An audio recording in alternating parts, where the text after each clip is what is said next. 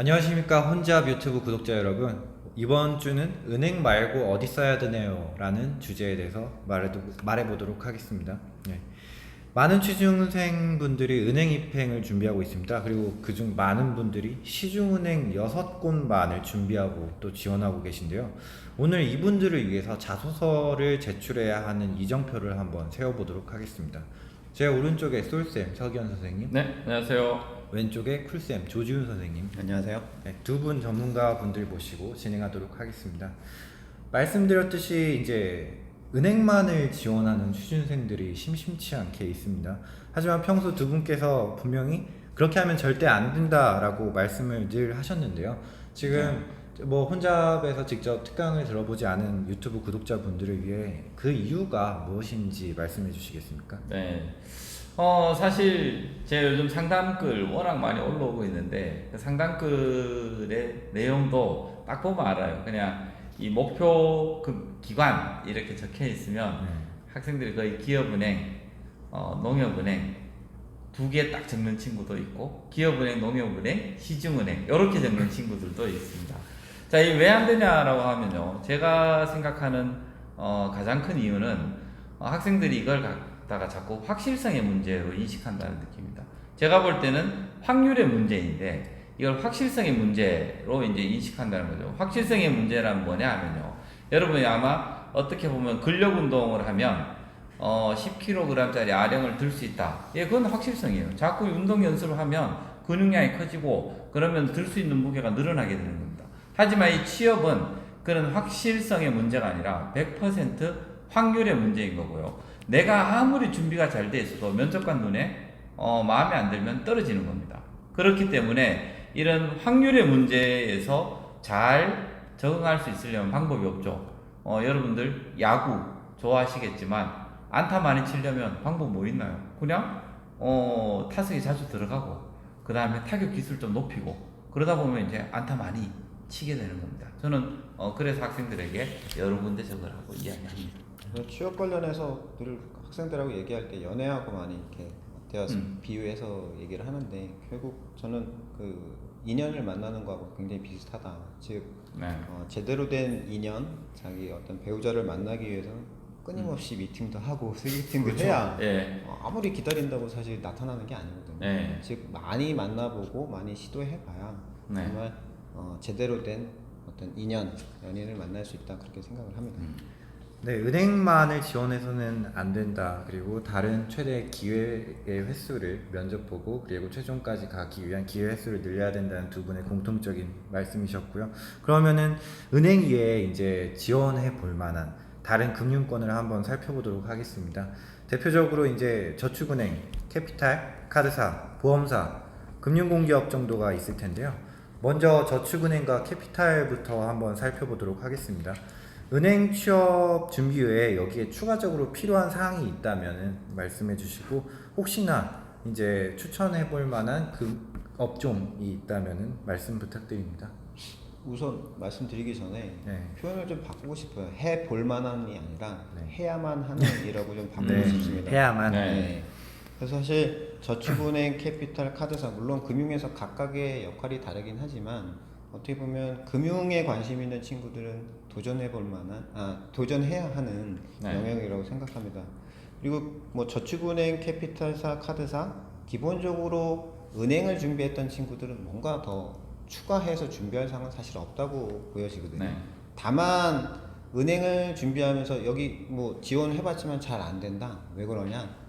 은행만 드립다 봤지 저축은행이 뭘 하는지 네. 캐피탈사가 실제 금융시장에서 어떻게 작동하는지 제대로 그냥 자사소도 그대로 복분만 하고요. 네. 그러다 보니 어떻게 보면 결과물이 잘 안 좋은 경우가 많거든요. 네. 그래서 이런 저축은행, 캐피탈, 카드사가 실제 금융시장에서 어떤 역할들을 하고 내가 해볼 수 있는 직무나 역할은 무엇일지를 고민해 보는 거 그게 필요하지 않나 이렇게 생각이 되거든요.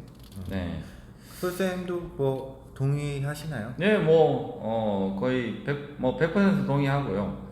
대신 좀 꼭 지원해야 되겠다, 놓치지 말라 추천 기업이 있으면, 저는 일단, 형을 잘 둔 곳, 어디냐면 이제 금융지주 계열의 저축은행과 캐피탈 아주 탄탄하거든요. 예를 들어서 뭐 IBK 기업은행에 계열사나 IBK 캐피탈, 물론 취준생들한테는 오히려 은행 들어가기보다 더 어렵다 이런 얘기도 네. 있고요.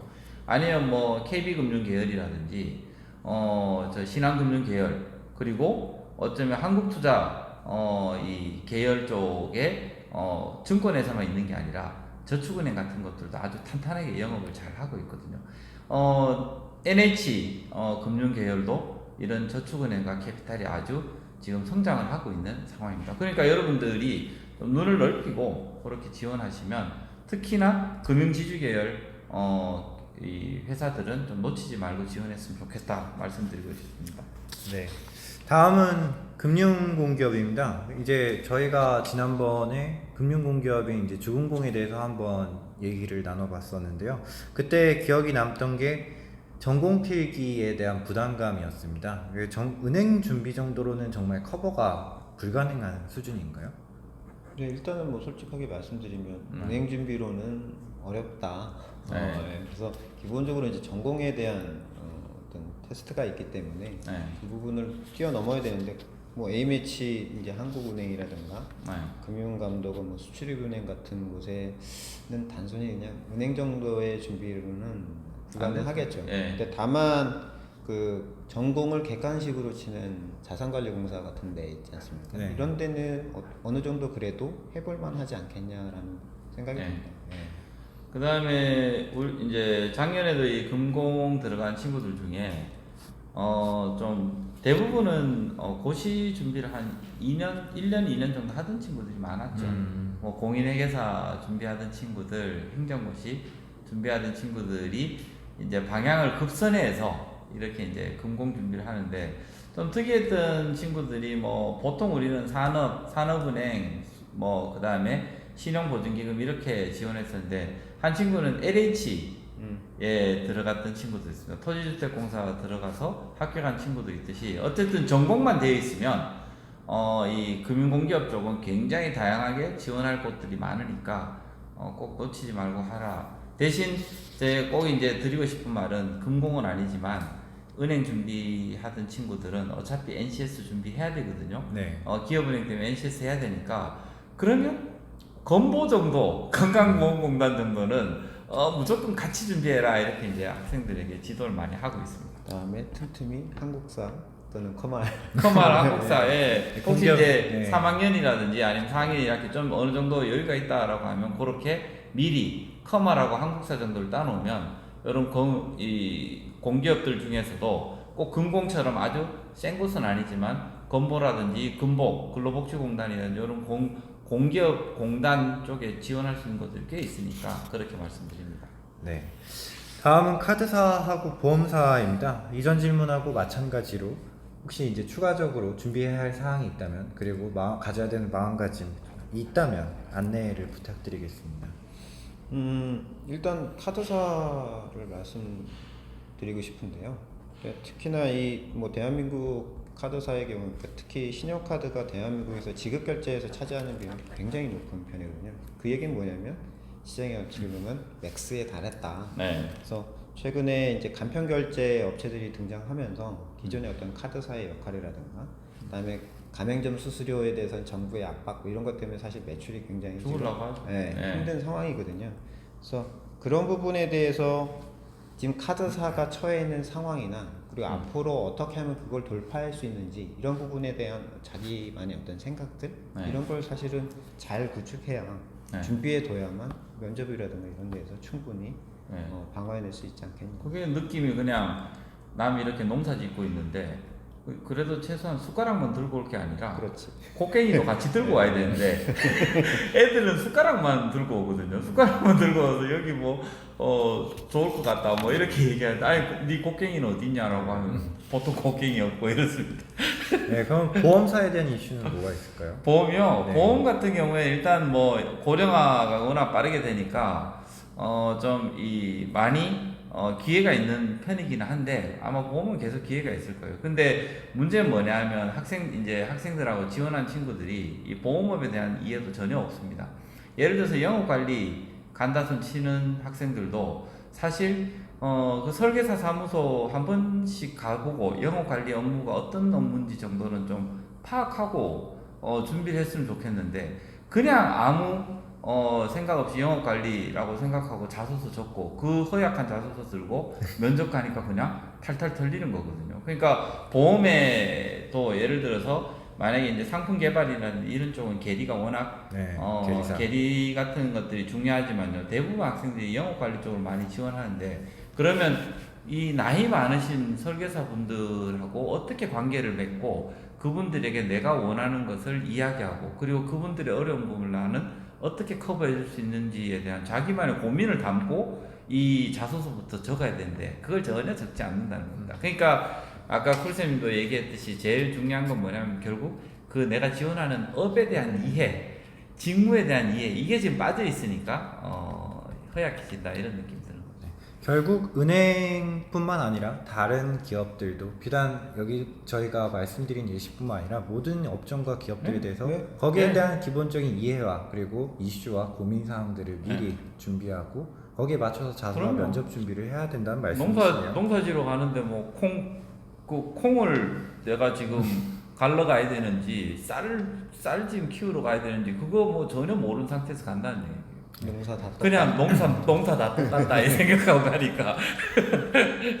예, 그리고 두 분께서 또 강조하셨던 것이 지원해볼 만한 곳들이 이런 곳이 있다가 아니라 은행을 준비한다면 무조건 여기도 지원해야 한다. 그 이유는 확률성의 게임이기 때문에 라는 강조의 말씀을 해주셨습니다.